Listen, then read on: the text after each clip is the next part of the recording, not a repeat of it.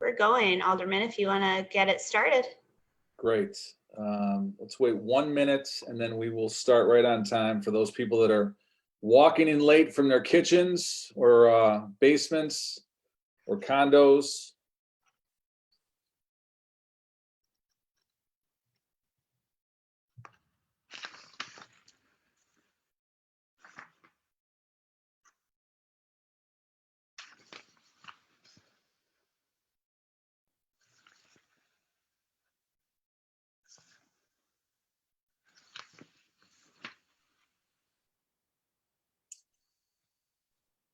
Good evening, everyone. My name is Harry Osterman. I'm the Alderman of the 48th Ward, and we are having a tele-town hall for the 48th Ward tonight on the coronavirus and our efforts, along with the state of Illinois, the federal government, city of Chicago, and our community, and how we're addressing this. Tonight, we're joined by Congresswoman Jan Schakowsky, who is leading our efforts in Washington, doing a great job, as well as State Senator Heather Staines, who's doing an amazing job working with the governor, and Kelly Cassidy, our state representative, who are all working in tandem to address this once in a lifetime crisis that we're dealing with right now. I'm going to speak briefly about some of the efforts on the city, and then I'm going to turn it over to Congresswoman Schakowsky, who will talk about the efforts on the federal government to provide stimulus funds, and then we will hear from our tandem from the state that's going to talk about the efforts on the state to address this crisis. It's critical for all of us to be connected. And I think one of the things that we find very important in neighborhood is to be together. And this crisis restores within our community, and a lot of them are adapting with home delivery or curbside delivery. And I think on our website, we have those addresses. So all the grocery stores within our community, I think, have really stepped up and found ways to help our neighbors and not try to use this to take a profit, but are really doing everything, and they should be applauded along with the workers that are there. The other thing is housing is a very critical issue right now. There are a lot of people the virus is dealing and really throwing some significant setbacks to people on the economic side, where people aren't able to pay their rent or their mortgage or have lost their jobs. And I think that the city of Chicago came up with a rental assistance fund, which was able to provide 2,000 grants of $1,000 to people. But to tell you the need across the city of Chicago, there were 83,000 people that applied for those grants. We are looking to, at the city level, to really come up with ways to try to help people with their housing issues. The reality of the crisis that we're under is that there are going to be some longer term effects of this, the impact of this crisis. And I think the housing side of it's going to be significant. And I think I chair the Housing and Real Estate Committee, and I'm going to begin to work with my colleagues to come up with some longer term answers to try to help people stay in their home. It's even significantly more important because a part of our staying at home is that we have a home to stay at. And I think the city's work to try to find resources for people that are homeless to make sure that they have a roof over their head and are being cared for during this crisis. The other key thing that affects our community, especially in our neighborhoods, is our small businesses. The small businesses are part of the backbone of our neighborhood. In Uptown, in Andersonville, in Rogers Park, in Edgewater, they employ us, they feed us. We have a thing, tonight's takeout Thursday night. So while you're listening to us, if you want to dial in to a restaurant in our neighborhood and order some food, please do that. But we're really trying to make sure that we're doing everything we can to keep our businesses open. And I think that that's something we're working at the city, the state, and the federal government to try to do everything in our power. We know how important our businesses are to us, and we want to make sure that they're able to survive this with all of our help. And I think all of you that are out there, I think as you decide how you're spending the money that you may have, trying to make sure that we're using it within our community, it's going a long way. But that's something that we're also, prior to this call, I was on the phone with the Commissioner of Business Affairs, and the city is going to be easing some of the payments on taxes and other fees. But we're really looking to see what we can do to try to help the business community really survive this. I think we have a resiliency fund, which is a $100 million fund that the mayor established. And those grants are going to begin to go out.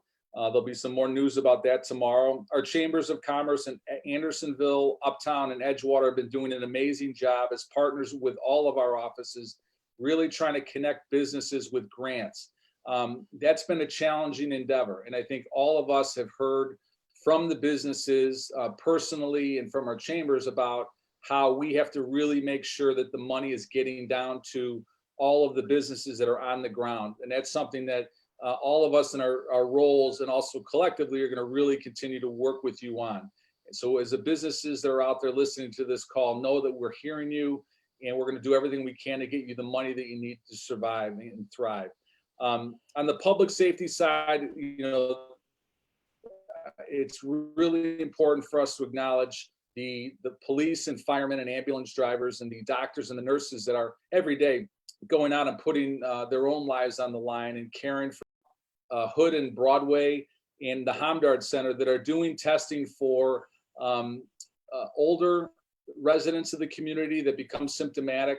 And I think it's our collective goal that we have more testing available so that for us to get a real handle on this crisis, there's more testing so that we know people that might be asymptomatic, that if they are indeed positive, that they're able to self-quarantine.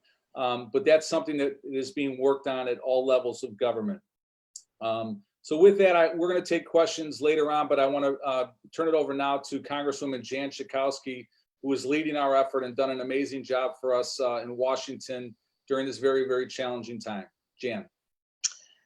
Thank you so much, Harry. I think that description of our community and all the things that people are doing to help each other was really, really moving. And I want to just say to you that I think you're doing a fantastic job of providing all the help that you can give and just being so incredibly connected to the community. It's an honor to share space with you. We're at 5533 North Broadway in normal times, and I can't wait to get back there. And we're a one-stop shopping with the representative and state senator and the alderman and Harry, as well as the county commissioner. So I'm happy to be with you tonight. I'm going to just be as brief and factual as I can, because I know you have a number of other speakers and we want to be able to take some questions as well. So first of all, some of you may have gotten checks. The economic impact payment plan is in force right now. That's $1,200 per individual and $500 for every child. It's capped at something like $3,400 and something dollars, but we know that that is not going to carry you too far. It's a help to begin with. And so in future legislation at the top of our list is that we want to be able to provide something monthly for people as long as this coronavirus crisis is going on. But in the meantime, hoping that that you got your check.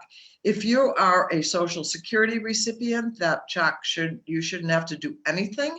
It will come to you, and I'm so happy to say that as of, I believe it was last night or the night before, that finally the policy was changed, and people who get Social Security disability and SSI will be able to get that check automatically as well. For those who file taxes, so that first tranche of checks is going to people who have direct deposit. If you do not have direct deposit, then you have to go to a portal, is my understanding. I've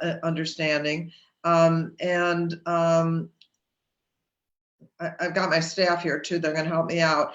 And you're going to put in the way you're going to put in your bank account. And if you do not have a bank account, there is another portal, and that is at, where did I write that? IRS.gov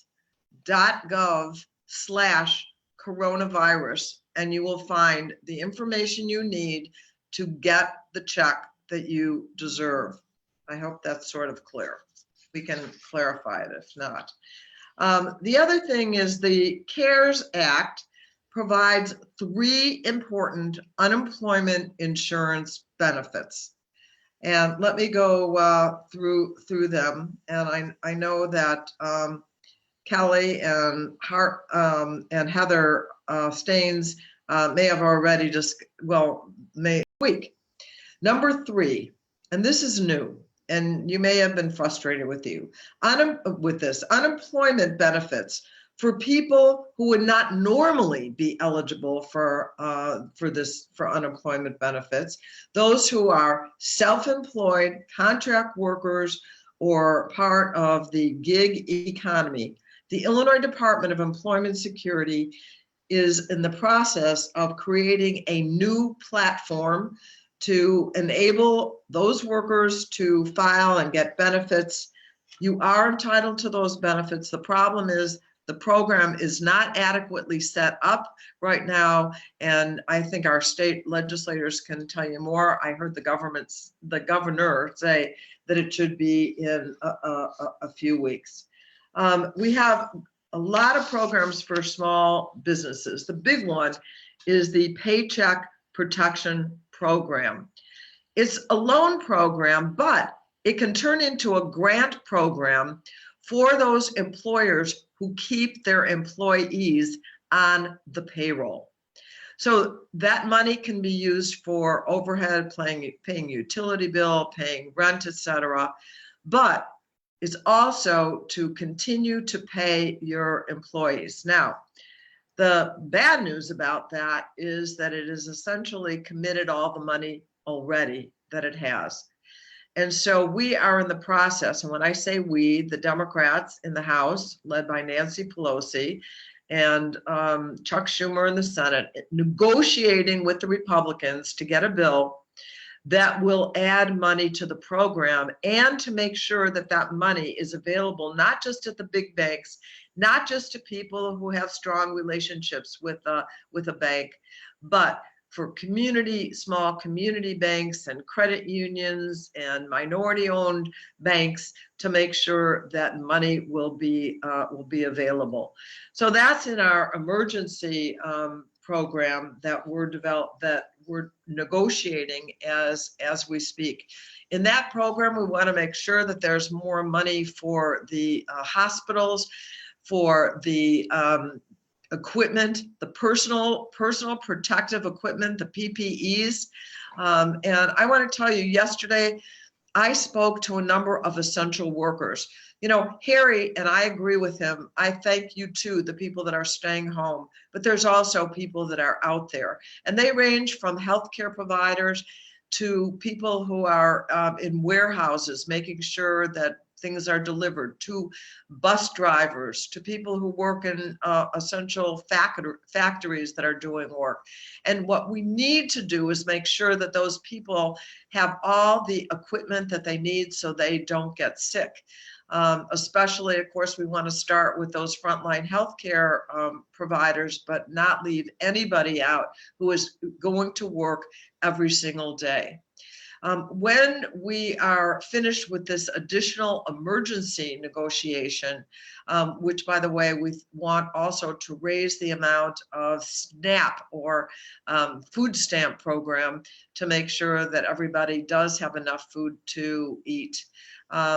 So we're working on that. Hopefully we're going to get it. I hope by next week we'll be able to have an agreement and we'll get more of that money flowing to small businesses, to the healthcare providers, including the community healthcare centers, and because we have so many wonderful community healthcare places in our district.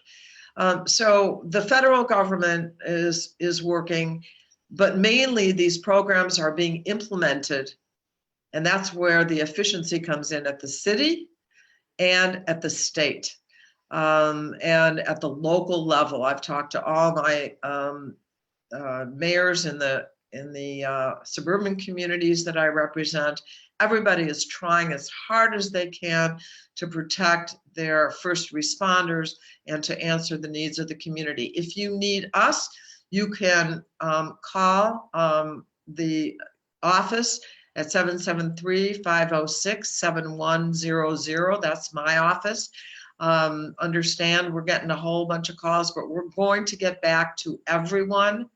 773-506-7100, and we will be able to answer your individual questions. So I'm going to end there. Thank you.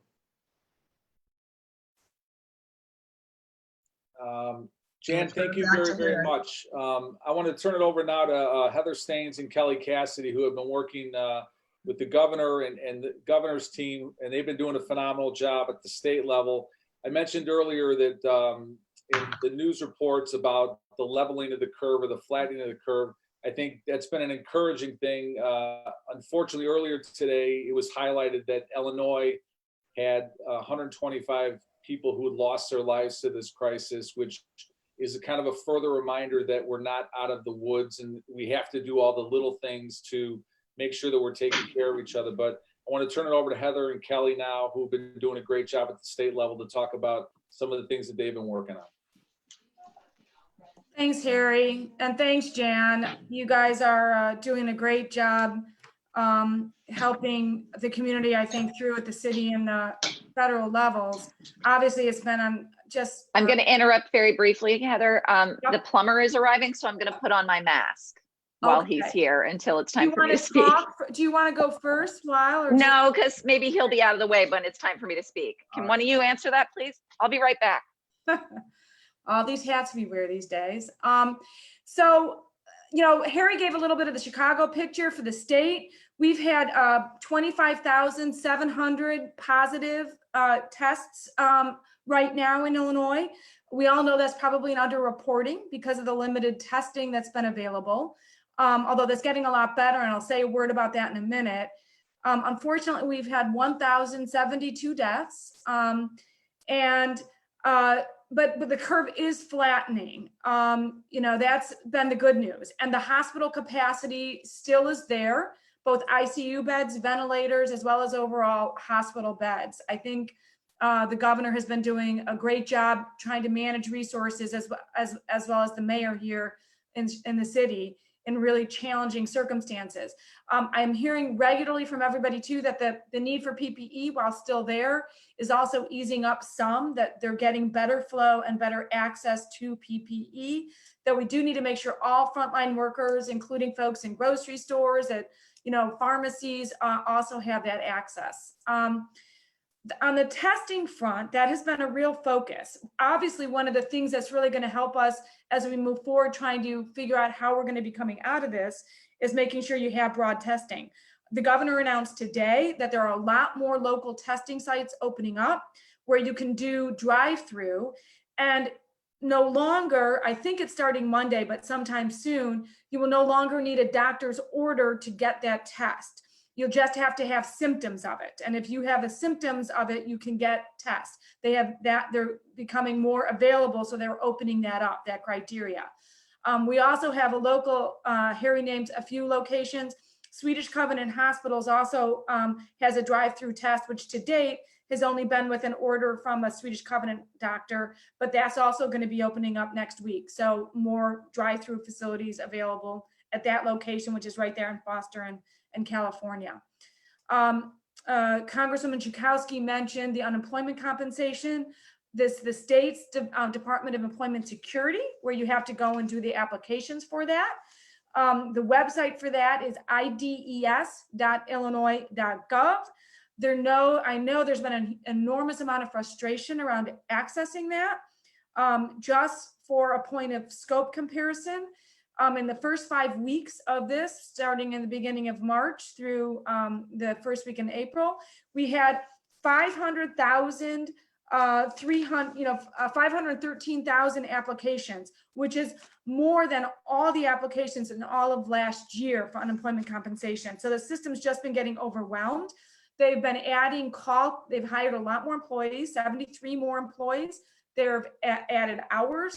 They're going to getting a call center, so there's going to have more capacity for calls. They're also using outside contractors to help set up the platform for the gig workers. One change out there for the gig workers, if you are self-employed or are working under, different kinds of high-tech kind of jobs, the changes, and they're going to be issuing guidance on this soon. It's not on their website yet, but it will be soon. They want you to go ahead and apply now and get rejected so that you're in order, and it will happen more quickly when that new system is up and running. The target date for that is the middle of May, about May 11th, that you should be able to do that. But they do want you to apply now, which is a change, and get rejected from the regular system. That's going to help them have you in line more quickly when it opens up in the middle of May. You don't have to do anything to get the extra $600 that Jan talked about. That should start coming automatically as of March 30th.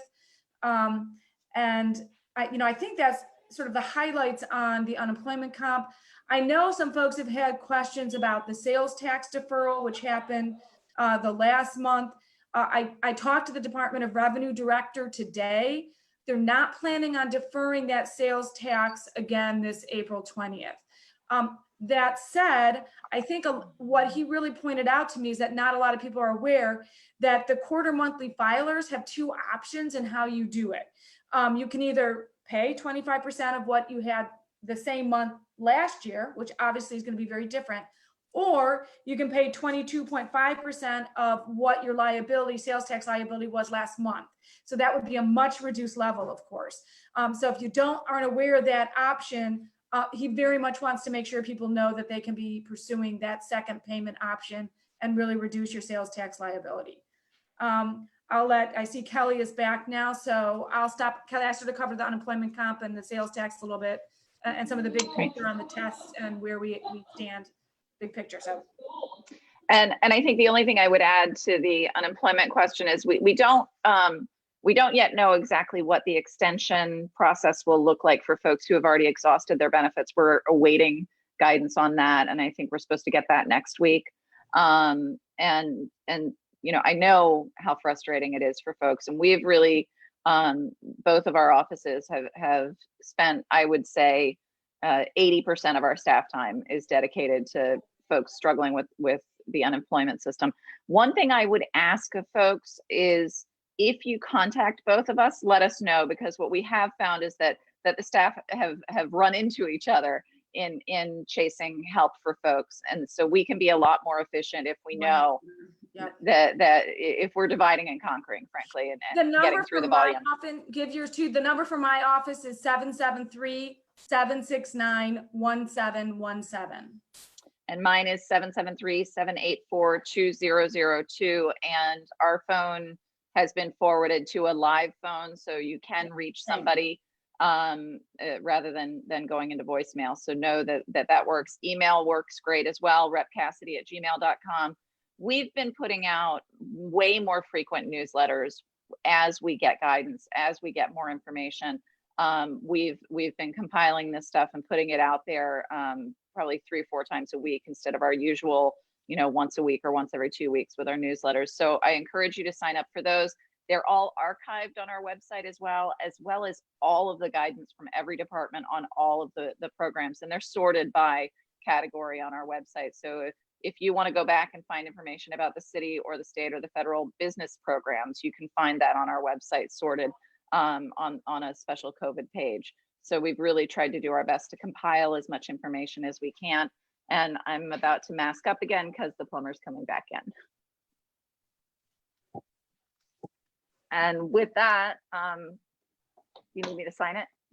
Okay, yes, I do. That's a good segue to our questions. And both Kelly Cassidy and myself had plumbing issues today, and I think it highlights all of us being careful, whether we're in our homes, whether we're going to the hardware store, or grocery store. And before we turn over questions, I really want to remind people it's the little things. When you look at our communities in relation to other communities, and I think our numbers are a little bit lower by the grace of God, but it's also because all of you are making smart decisions on doing that. I think a lot of you, when the lakefront was closed, reached out and were frustrated by it. But the reality is, by doing that and by making sure that we're keeping our social distancing at grocery stores, we're washing our hands, we're wearing masks now, all those little things I think are making sure that, again, we are safe. And I want to make sure that we all have to continue to do that so that we can get through this safely together. So I'm going to turn this over. Allie Brisbane on my staff. Go ahead, Jan. Unmute. See, let me. There you So, Harry, if I could just give a message from Deb Shore, which is the only thing that goes in a toilet is poop, pee, and toilet paper. You mentioned plumbing, because people are throwing all kinds of things like paper towels in there and wipes and things that are ruining the pipes. You certainly don't want it in your own house, and then you'll have plumbing problems, but we don't want it in our pipes, the public pipes, the ones that go to the street. So that's a message very clear from our Commissioner of the Metropolitan Water Reclamation District, Deborah Shore. Only pee, poop, and toilet paper. That's it. Got it. All right. Allie Brisbane on my staff has been doing a phenomenal job connecting all of us with our newsletter. I think Kelly mentioned that her and Heather and Jan, all of us have been sending out emails with information, and all that's designed to make sure that all of you are connected with information that you need. So I think she's been doing a great job along with all the staffs involved. So Allie's going to moderate some questions that have come in from all of you that are on us with Facebook Live tonight. So Allie? All right. Well, we have a lot of questions to get through tonight. So thank you to everyone submitting them. Really working hard to make sure that I'm catching all of them coming through. And sorry about the technical difficulties tonight. We'll start, Alderman, with you, and then we can shift it to Kelly and Heather as well. One of the first questions that came in from email was a question on the update about pension funds. The city's pension fund for police and fire, and then also a question of the state government's pension obligations. Okay, so I think that early on in the crisis, Mayor Lightfoot had one of her press conferences talked about the financial stability of the city. So our city funding comes in through lots of different revenue streams, and we've been trying to make sure that we've put money aside. The 2020 budget that we're in is what I would say relatively strong, but in addition to the health crisis that we're in an economic crisis. And I think that all of us understand, whether it's someone who has lost a job or someone who owns a business that has had to lay people off, there's a significant economic hit, both to families and residents and individuals, but also to the government.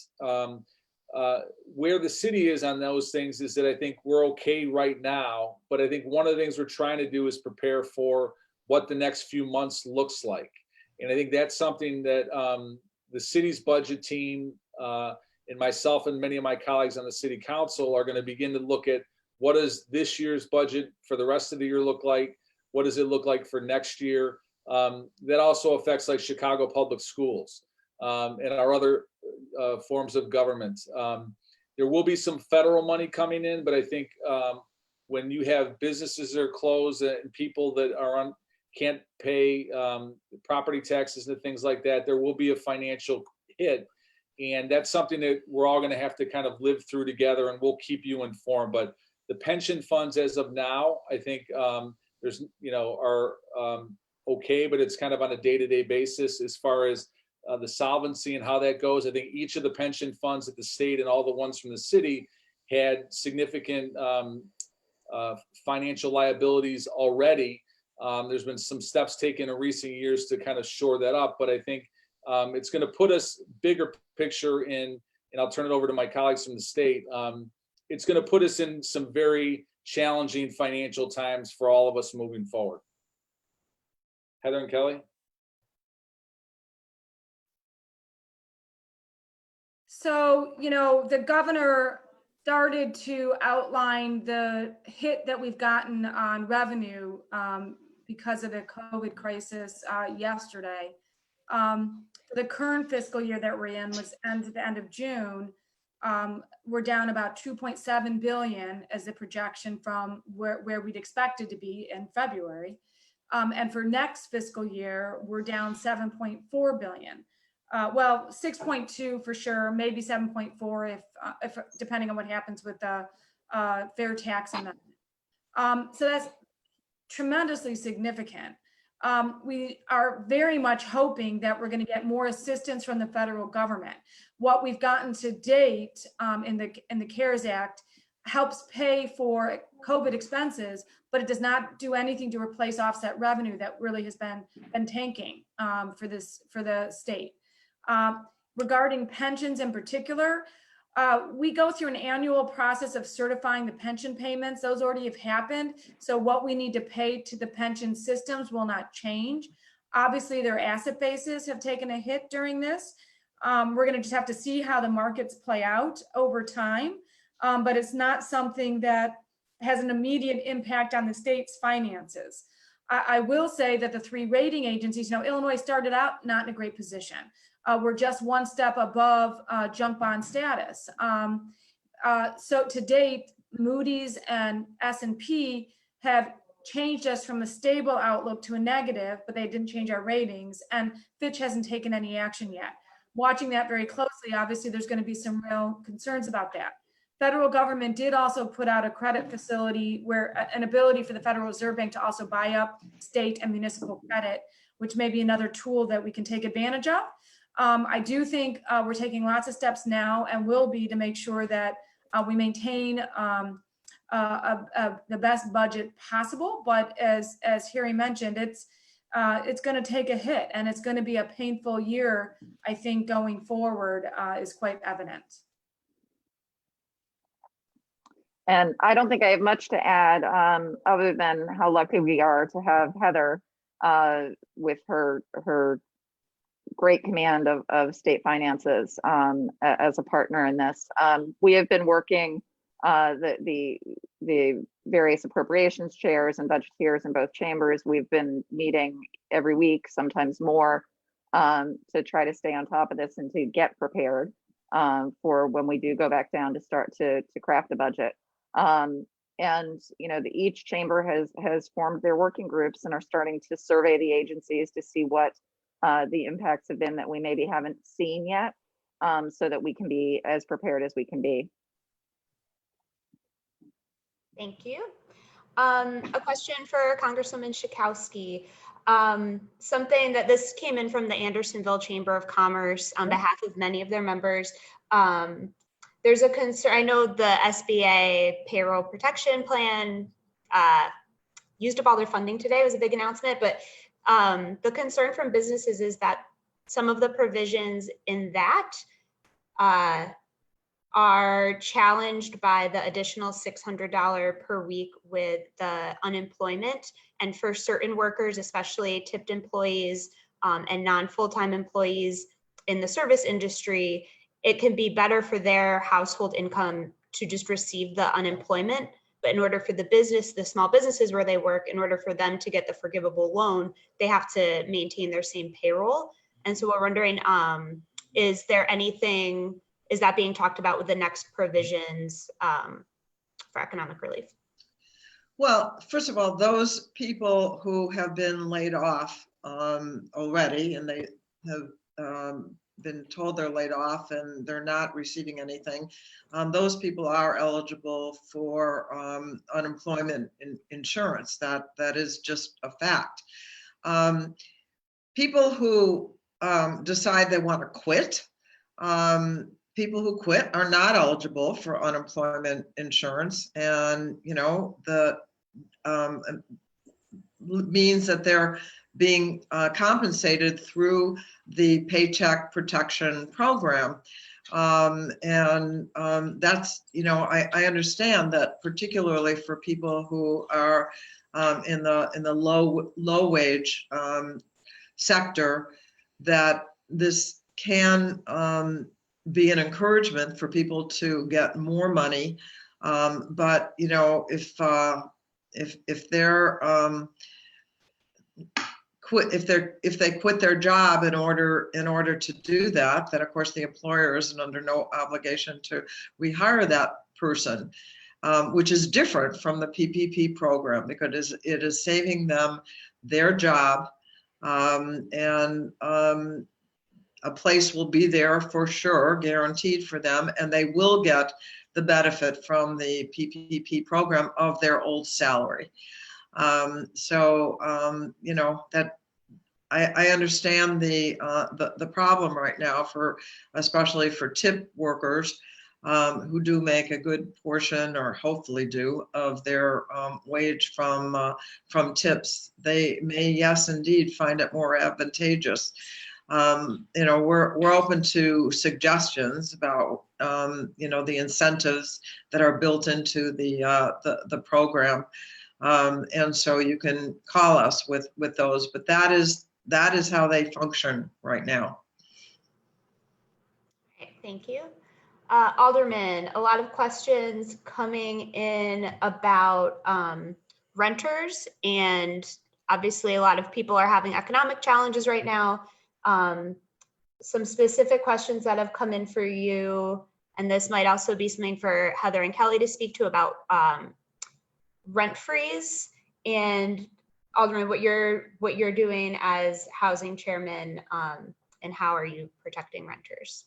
So I think that the housing impacts on people that have lost their jobs or are in greatly impacted financial situations, I think that's a significant problem that's going on right now. And it's also one that's going to be with us for a period of time. And I think the city came up with a small initiative to try to provide some grants for rental assistance. But I think I mentioned earlier, there were 83,000 people that applied for grants for April, and we're able to give 2,000 grants, but it shows the magnitude of the problem. I think a couple things. I think one is I'm going to be working with my colleagues at the city level to see are there revenue streams or funding that we can come up with to help provide support for renters specifically. I think that there will be ongoing reviews of policy. There's been a lot of people that want to have rent control. I think that's a state issue that I think they will work in tandem with the city on. But I think that's something that's a little bit down the road. It does not help us kind of in the crisis that we're in right now. I think like trying to come up with funding for small businesses, trying to come up with some funding options where we can help provide relief to people that can pay their rents. I think it's important also to acknowledge that, you know, if someone's not able to pay their rent, there many landlords are small mom and pop landlords. What about this one? Who live in the building that they're renting. And I think that, so it's not something where people can, you know, there's an impact there as well. And I think that's something that we're also looking at. Are lenders able to help support on the mortgage side to help provide help with landlords? I think the one thing that we've encouraged people to do is really just have honest conversations with your landlord and your tenant about what you're able to do. I think as we are in this as a community, I think people that live in buildings together have to kind of begin to work together through this crisis. But I'm going to work, you know, again with my colleagues here tonight, but also at the city council to see what we're able to do to come up with some funding revenue options. And I mean, just to touch on the state pieces of this, I am on the housing working group, one of the House member-based working groups to look at emergency responses. Our first meeting is early next week, but it's very specifically to contemplate not just the question of lift the ban, which is what would need to happen on the state level before the city could impose rent control, but also, you know, what the state's funding ability is to add to that emergency housing relief fund. And so I'm hopeful that will be a productive working group where we can come out of it with some tangible answers, because it's been truly one of the most frustrating pieces. We don't have any good answers for renters. We just don't. I will also just add on a nice news front, it's nice to have some of those, that ComEd today is filing for its rates for next year, the next fiscal year. And they actually have a decrease. So people will have lower, assuming it goes through, will have lower utilities to be paying. And they're also keeping in place their freeze from turning off any utilities or anything like that from ComEd through the end of May. They've been extending that, from the end of May to the end of June. So they've extended that another month.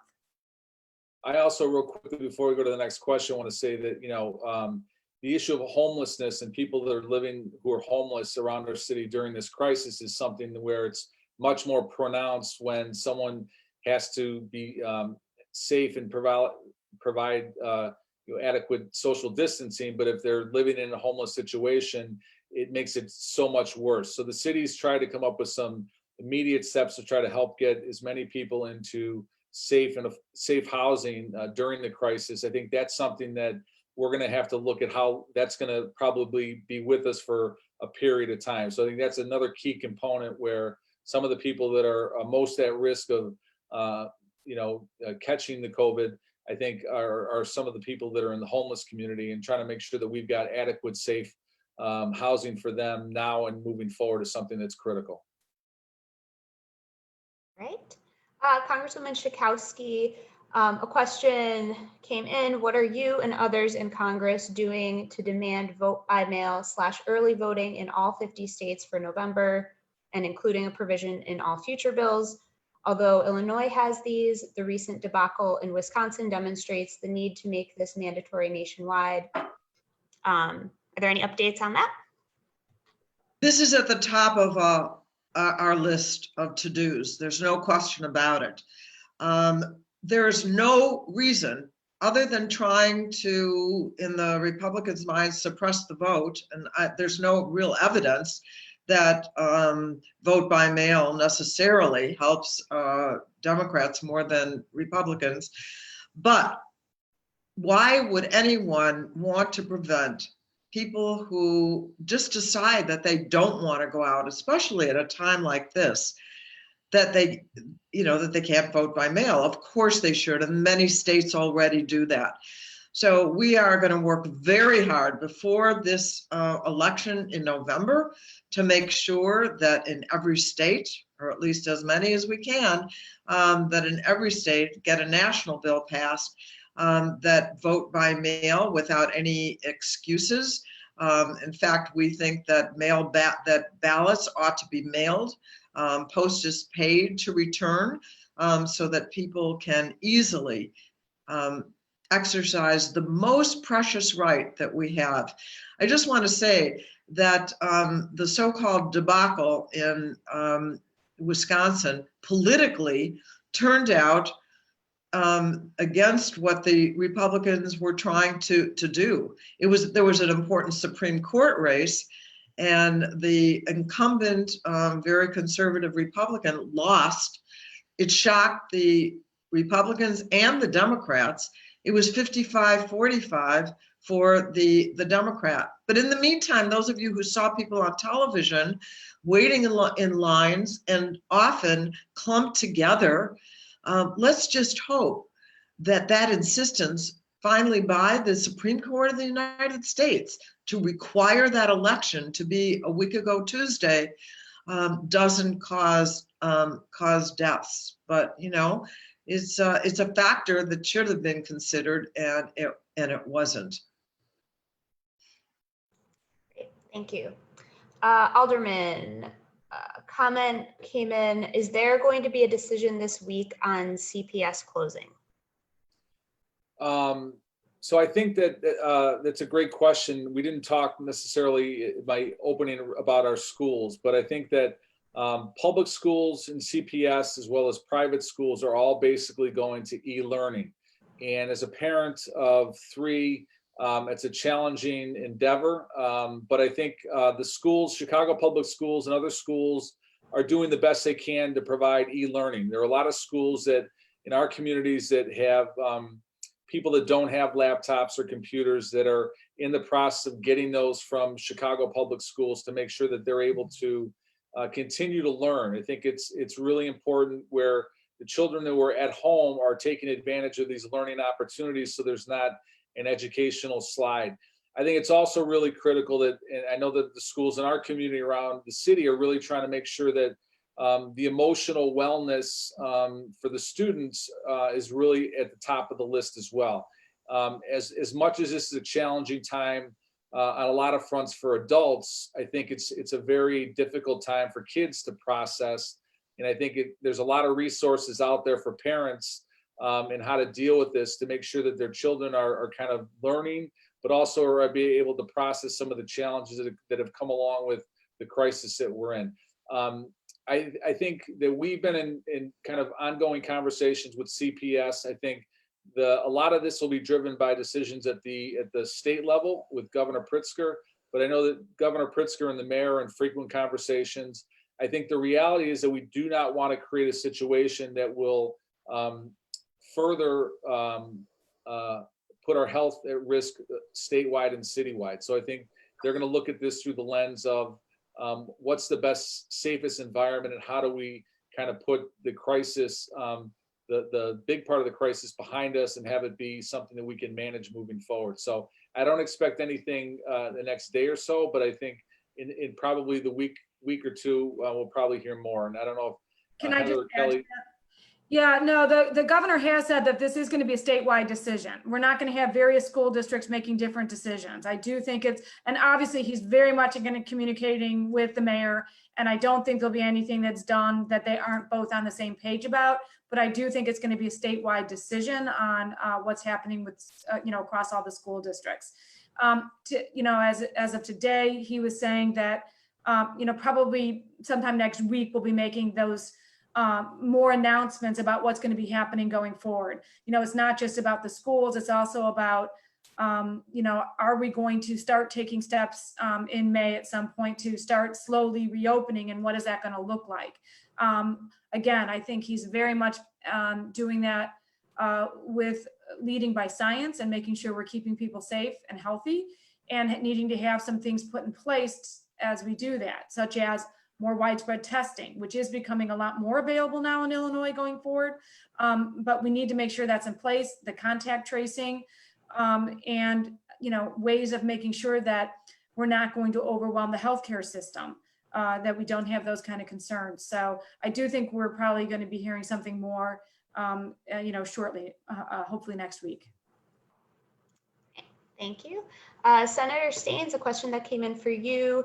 Is there a plan to raise revenue from, say, the top 10% of our richest citizens and highest earners to meet revenue needs and debt obligations? Well, as you may all have been hearing about, we have a flat tax requirement in our state constitution. So on the ballot in November is getting rid of that flat tax requirement and enabling us to really do a progressive income tax, what we're calling the Fair Tax Amendment. We right now have to have the same income tax rate by that constitution. So until we change that, we cannot do that. There's other things that you can sort of play with, but it's really just tweaking at the edges. So fundamentally, we need to change that. And then we've already passed statute to do that, so that the 97% of Illinoisans won't pay more. Just the top 3 wealthiest folks will pay more if, in fact, that Fair Tax Amendment passes in November. So that is the hope on how we can try to address some of our revenue challenges going forward. Thank you. Congresswoman Schakowsky, Yes. Someone wrote in who heard on CBS News the following: most 17-year-olds, some young adults, and many of the country's roughly 20 million college students are claimed by their parents as dependents. They won't get stimulus checks, and their parents won't get an extra $500. Do you have any updates about that? No, I'm wondering if anyone on my staff knows if they don't get the check themselves, the stimulus check themselves, 17-year-olds. I don't quite understand why it is that the families can't get $500. I'm wondering, Leslie, if you know anything about that. I do. Hi, this is Leslie. I'm Congresswoman Schakowsky's district director. Unfortunately, in the current bill, if you're a dependent under your parents under 17 or older, you're not eligible for your own stimulus funds and your parents aren't eligible for the $500. So we are working on legislation, this next legislation round, to rectify that and to make it so that those young people and adults with disabilities who are on their parents' taxes will be eligible. Thank you, Leslie. Thank you, Leslie. Alderman, I know our office has gotten a lot of emails about this, and I did get an email question. Does the city have a plan to enforce, quote, the huge number of people ignoring CDC recommendations to cover their nose and mouth area, and just kind of general concerns about enforcement around social distancing when walking to the grocery store or getting exercise outside? So that's a great question, and I think anyone that could see Kelly with her Cubs mask, I think it's important. I have a mask as well with me. So I think here's the reality. The reality is that all of us have to make smart, ethical, healthy choices for themselves, but also for everybody else. So decisions that we make when we go to the grocery store, hardware store, affects people that we see on our street, our neighbors, healthcare providers, doctors, and nurses. I think that the city, many of us have watched this, and the other thing which is I think important to point out for all of us is, we've been doing this for 4 weeks. It's felt like 4 months in how long this has gone.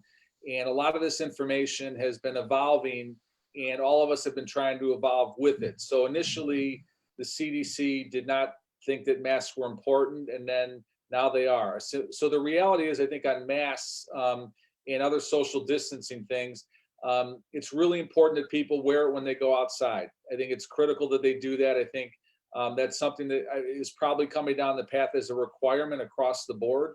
I think one thing that we're going to announce tomorrow is that we're going to be collecting masks to give out within our community, but also in other places where people don't have them. So that's something that you could look forward to. I think one of the things regarding social distancing is that the police are not wanting to write any citations for violations of that. They don't want to have people be legally charged with doing this. So what they've been doing is basically trying to strongly encourage people when they see them to social distance. I think the main thing that I'd like to impart on everyone is that we have to really be patient with each other as neighbors. I think that it's sometimes frustrating when people see joggers that are jogging too close to them, or they see people that are walking down the street.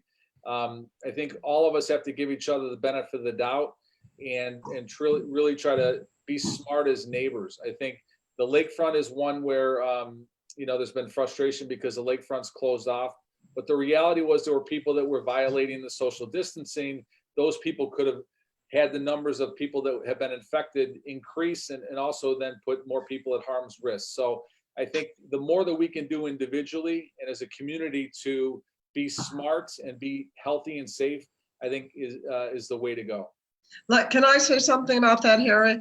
I actually did call the non-emergency number of the police when I saw a whole bunch of kids playing basketball in a park near my house. I'm not saying that they should be getting kind of citation, but I think that I imagine, I called when I got home, that the police did go by and say, come on, kids, this is not what you're supposed to be doing. Congresswoman, that's a great point. I think that if people do see large congregations of people for whatever reason, they should call 311 or 911 or email one of our offices. We are in daily communication with the police. And again, it's something where the police go out and basically tell people, they can't be doing this. And I think that has worked to date. But as people see that, I think they should feel free to reach out to us and we'll let the police know. And a lot of those places that are been more frequented, we'll try to make sure that people are doing the smart thing. And I just want to add, I'm not wearing my mask to protect myself from my family. There are 6 of us living in this house, and we've got a plumber here, and we really felt like it was our obligation to protect him. He's truly an essential worker. As I mentioned, 6 people, 2 bathrooms, do the math. But making sure that you're being mindful and considerate of others and taking those steps. It is a little weird to be doing a town hall with a mask on, but it's working. Thank you. This question, I'm not sure who will want to take it. Question says, more than 5,000 people in nursing homes across the US have died of COVID-19. What is being done to improve conditions in nursing homes to make sure residents are getting the care they need, that residents and staff can be tested for the virus, that the nursing homes have adequate staffing and protective equipment? I think they should also be required to report COVID-19 cases in the facilities. There needs to be more oversight. Well, let me take that, Jan Schakowsky. I believe that I have really focused on nursing homes. In fact, I just wrote a letter this week that got a fair amount of publicity to the Secretary of Health and Human Services about, number one, doing a much better job of monitoring. We don't know what's going on in nursing homes. We get the stories when there's several deaths at one nursing home, but there's no real data collection about what's going on. There ought to be testing at nursing homes, at all kinds of senior facilities, to make sure that we at least get the scope of what this problem is about. These are very, very vulnerable places for people, and I've also called for a good deal more in terms of inspections, of meeting the standards that are supposed to be in nursing homes, making sure that all the health care they have is there, that all of the frontline workers at the nursing homes have the proper personal protective equipment that they need. And so I agree that, and I appreciate the question. Rachel Maddow, by the way, says it keeps her up at night and talks about it almost every night, about the nursing homes and what could explode in a nursing home if it gets out of control. So I'm enlisting a lot of my colleagues to join me in that effort as well. Thank you for the question. I'll also follow up and say, in addition to nursing homes, I think Congresswoman Schakowsky brought up other senior facilities. Yes. We've been checking on our senior buildings in our community and making sure that they're doing everything. Many of them are CHA-owned properties, and CHA, along with the other privately managed senior buildings, are doing, in our community, I think, a good job of checking on the seniors, making sure that there are sanitation steps that are being taken every single day.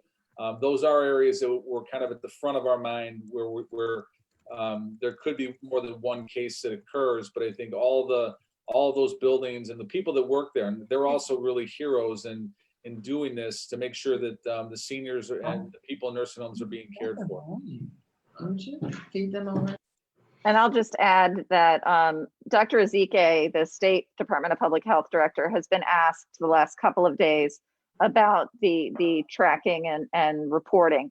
And she's just acknowledged, quite frankly, that they are overwhelmed and they have not been as on top of the reporting portion, but are getting caught up on that. But it's again a question of volume. With all of the congregate care facilities, this has been an issue. I've spent a lot of time focusing on the jails and our prison systems. All of our DHS facilities around the state have issues as well. This is probably one of the most challenging issues of this crisis, is figuring out what to do in these congregate care facilities. Thank you, Kelly. If that kind of dovetails with another question we got from a few viewers about concerns about Cook County Jail and child detention centers in the city. Kind of what kinds of conversations are you having, and what direction is that heading? So, and frankly, most of it, we've sort of divided and conquered on this as well. Some of us that work on these issues in terms of who's focusing on JTDC and Cook County and who's focusing on the prisons. So I have a lot more data on the prisons than I do on the Juvenile Temporary Detention Center and on Cook County Jail. But, you know, what I will say is, you know, when they look at the sources of infections, one of our prisons is among the top. Cook County Jail is at the top of the clusters in the country. And part of that, you know, if you look at the steps that were taken in terms of sanitation, It's very, very difficult to do it when you've got folks living in giant dorms, and a lot of the spaces in Cook County Jail are just literally, almost warehouse-sized spaces full of beds. And similarly in our prisons, the reality of whether we're talking about prisons or jails or nursing homes, you're dealing with a situation where a significant number of people come and go every day when you're talking about staff and visitors. So, if you think about your risk factors as you go about, you're supposed to limit your number of contacts, right? We're all supposed to be staying in our family bubbles and avoiding outside contacts. But when you're talking about a jail or a prison, that's impossible to do, and the staff bring them in. And so, both in Cook County and in the state prison system, they cut off visitors very early on. They've gone on lockdowns, which causes its own level of concerns. Inmates want to be able to move. They need to be able to move. We're all losing our minds because we can't go to the lakefront, but we're not staying in an 8x10 cell with one other guy. So, the balance that they're trying to strike here is a tough one. The best advice has been to reduce the population as quickly and as safely as you can. And that's something that at the county level, that with Sheriff Dart and Judge Evans, there is a review process underway. It's not fast enough for anyone. I mean, that's the reality. Same at the state level. We've got a medical furlough program that's coming online, hopefully within the week, that will allow us to move some of the most fragile inmates out of the system. But again, from the advocacy side, I'm hearing that it's not soon enough, and it's not enough people, and it's almost impossible to envision a system that you could reduce in size enough to be able to do effective social distancing. And so it's gut wrenching, frankly, especially when you hear either about folks who are, so medically fragile that there is zero risk to them being out, or, on the flip side of that, a relatively young person whose parole was violated earlier this year and ended up going in to our state prison system on a cannabis charge that would now be legal. And he's sitting in a downstate prison that is the next growing hotspot for COVID infections. So, it's when you're talking about someone's family members, nothing is going to be soon enough. And I'm inclined to agree. So as far as our juvenile system, I will say our juvenile system, we're down to roughly 200 kids in the state's Department of Juvenile Justice. And that system has stayed pretty clean. There are so few kids in care, and most of them are frankly in a situation where there's not really anywhere else for them to go. The director of our Department of Juvenile Justice has been on a mission to reduce the size of her department and has done a great job of it. One thing to shift topics is, I'll ask Heather and Jan to take this one. This is a postcard on the census. You guys could talk about how important it is at the state and federal level for all of us while we're home to sit at our computers and fill out the census. Unmute. To do that, can you hear me? Okay. Yes, the census is so important. If we're talking about bringing our economy around again, we want to make sure that we get as many federal dollars to the state. And the distribution of federal dollars throughout the country is dependent on how many people are there, which makes some kind of sense. And so everyone, and I'm talking about citizens and non-citizens, documented and undocumented, every person in your house, no matter what their age, that newborn baby should be counted in the census. So this is a really good time to just sit down with the census form, which is very, very simple. And you can either do it online or you can fill it out and send it in. The other thing that the census decides is how much representation you have in Congress. We could possibly lose a whole congressional district one person that right now we have 18, we're probably going to lose one anyway because of the population compared to other states. We could lose 2, and that would diminish our ability to represent the people in Illinois. So I'm hoping that you will, everybody, fill out the census. Yeah, I couldn't have said it any better. Amen. And it's very, very quick online. It's maybe 2 minutes per person in your household max. It's a very straightforward form to complete. So please do so quickly and soon before you forget. Another question, Alderman Osterman, someone commented asking for you to speak a little more to our 48th Ward Community Response Team and all the resources we're getting out.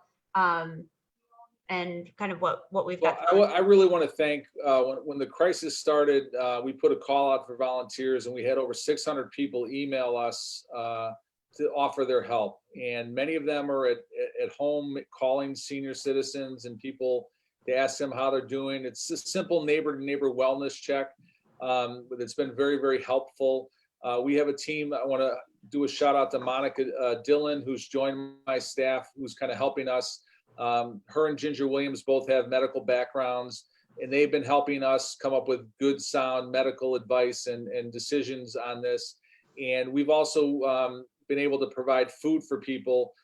So if there's people that need any assistance, I think what I would say is please feel free to email us at our office, harry@48thward.org.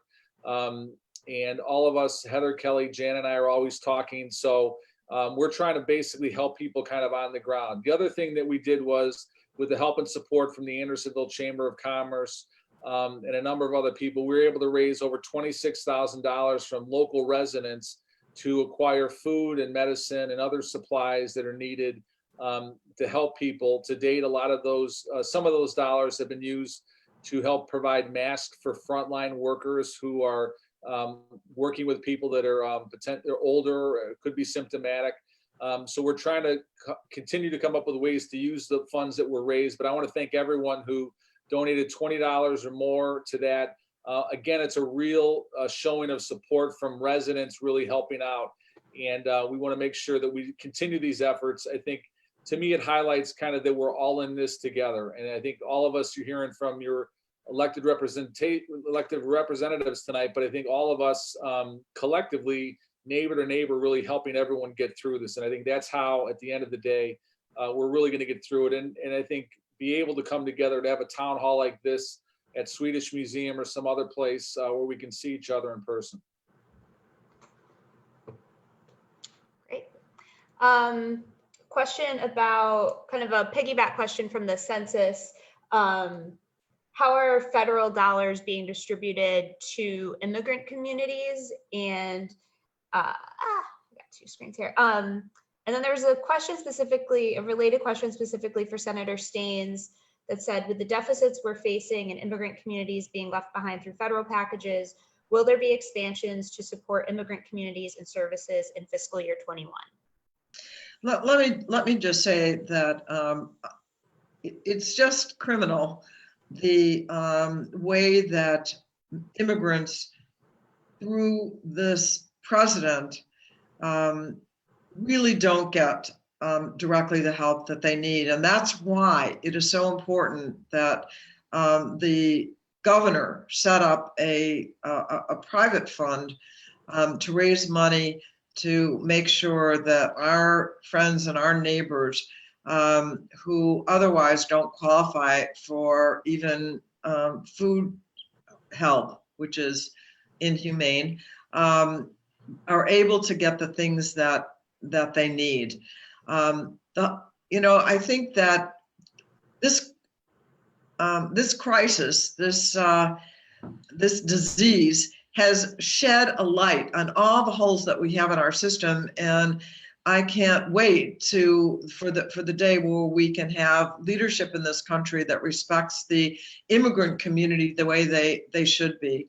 And so I just can only say that right now private funds are going to, and millions of dollars tens of millions of dollars have been raised to help. If you know of a place that needs help, again, let us know and we'll try and make sure that that help is going forward. But the discrimination against hardworking people who don't have the right paper in hand is just unconscionable. And we have to change that. Elections matter. Yeah, there are two, then I'll talk about the state budget in a minute, but there are two COVID relief funds, one in the city of Chicago and then the Illinois COVID relief fund. They're coordinating.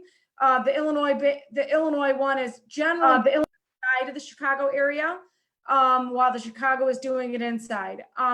I know the Illinois did do a grant out to ICER, the Illinois Coalition of Immigrant Rights and Refugees, for them to do re-granting to immigrant organizations around the state. They also did one of the migrant workers to try to reach that population, which can be very hard to get to. We are also going to be educating ourselves on where are things getting hardest hit. As we all know, it's been the Latinx, African-American communities, people of color for sure, and undocumented, I am sure, are getting much harder hit under COVID than others. We're going to get some understanding on that from the folks from the governor's office and try to target the future grant making to those areas. So please get information to me if you have it on where you think we should be targeting it, if you're seeing pockets of places that are not getting covered. As for the budget next year, this year we had increased the dollars that were going to the immigrant community. I think we're going to be lucky to hold that even, I'll be honest. I mean, we're right now with the kind of deficits we're looking at, the needs are across the board. That said, the Medicaid program is an area, and getting dollars, a lot of that goes out to FQHCs, the federally qualified health centers, which take care of everybody regardless of your status. It's probably a place that's going to be a little more insulated, and we probably will have more dollars going because of the increased Medicaid matching dollars that we're getting from the federal government. So there may be some places there to get a little more assistance out, but it's going to be a challenge this year. Let me just say one more thing. In the Paycheck Protection Program, where employers can help their employees stay on the payroll, there is no check to see if these people are documented or not documented. And so that's, I think, an important factor. It was carefully written with the help of immigrant advocates that way, so that people that are working and may not be documented are still included in the program. I'll also follow up that Mayor Lightfoot passed an executive order saying that any of the benefit programs that the city has come up with during this crisis, everyone, regardless of any kind of immigration status, are able to take benefits of that. I think locally, our community is incredibly diverse, and we've got great organizations like Chinese Mutual Aid, Southeast Asia Center, Centro Amero, Vietnamese Association, the Assyrian Association. We've been working closely with them, Asian Human Services. All of those groups have been working tirelessly within their communities, our neighbors, to make sure that they're cared for. So I think we're working closely with them. The other thing I'd like to highlight is a point that Heather Staines made about the impacts of this virus. I think that statistically, we've seen in Chicago and other major cities around the country that this has impacted the African-American community in a far more lethal way than other communities. And I think the Hispanic community, they're beginning to see some increased numbers there as well. I think the city and both Mayor Lightfoot and Governor Pritzker have really begun to put a focus on this, and there's some on-the-ground outreach work in those communities to try to help find supports for them to make sure that they're getting the care that they need. So it's something that we're going to continue to make sure, from an equity lens, that we're taking care to make sure that the people that need this the most, supports the most, are getting those supports. And just to add, in today's briefing, David Minar, who's CEO of Howard Brown Health, one of our great partners in our community, announced a project they're standing up in Little Village with Project Vita to create a sort of one-stop shop for testing and treatment and screening in that community, and with others plan to roll out beyond that. Great, thank you. Well, we're coming to the end of the time, so if everyone wants to give a quick farewell to our viewers, and I would recommend maybe reiterating any contact information for your offices so that if people were not able to get their questions answered, they can reach out tomorrow and get what they need. I'll start. Jan Schakowsky, Congresswoman of the 9th District. You can call us at 773-506-7100.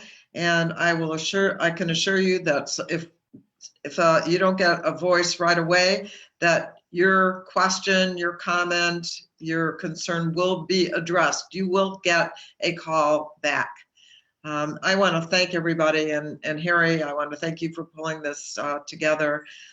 Kelly and Heather, I'm so proud to be part of such a great team in our community, our beautiful, diverse community. So be safe, everybody, whether you're working or you're staying home. If you're staying home, you're helping us. If you're working for us, be careful. Thank you. No, I'll just say, this is such an incredible and vibrant community. We are all so blessed and fortunate to be in this area. We want it to still be that strong and vibrant and healthy post-COVID. And I think hopefully you're getting the sense that we're really all trying to work together to try to ensure that best we possibly can. It's incredibly challenging on so many fronts. We know that things are falling through the cracks.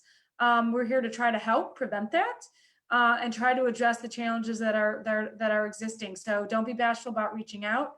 773-769-1717 is my office. Heather or Kathy with a C at heatherstaines.com. And just to echo, we really do have an amazing team. And I will say it's so good to see everybody. It's a reminder of what an amazing value our shared space brings to us. It helps our constituents, obviously, but I think we sometimes forget to acknowledge how much it helps us to be around each other and to share ideas and brainstorm together. So I miss my team, but just echoing Heather and Jan, do reach out, but do know that this is the first time for all of us as well. We're all trying to figure out a lot of things on the fly. And, but we will get to the bottom of it. We will get to the answers. I know in particular around the things related to unemployment, that has been of particular frustration for folks. We're on your side and we're doing everything we can to get the information you need. And we won't give up until we get it right. I want to thank Jan and Heather and Kelly. I think to all their points, we're a team on sunny days when there's no crisis going on. And I think that's made us stronger in helping all of you during this. But we're in partnership with you and the community and all the organizations and the small businesses. And we gather our strength from you. So we're here to make sure that you're not alone, that we're doing everything we can to move government or to be very resourceful in other ways that are not government related to help you get through this crisis. And I think all of us as a community, but as individuals, we have to bind together. We're in this together, and we're going to work through this and do everything we can to stay strong and help everyone out. The business community, individuals of all ages, to make sure that we get through this healthy and safe. All of us have a role. I think the one thing I really want to, again, impart on everyone is, as it gets warmer, please continue to take care of your health, follow the guidance from the CDC and the Chicago Public Health Department. If there's anything you need that we can help with or not, you just want to reach out and talk to someone, email us, call us. Our staffs and I are all of us are here for you. And we're going to continue to do these town halls. And I think we'll come up with a schedule that we'll get out to the community. But again, the main thing is we want you to be safe and healthy, and we're here for you to help in any way. And I want to thank Allie and everyone who helped make this Facebook Live town hall a success. And I want to thank everyone for tuning in tonight. And again, if you haven't ordered a pizza or some food from our community, it's Takeout Thursday. Dial in some food. Comfort food will work before Netflix or the news. So have a great night. Be safe. Thanks, everybody. Thank you.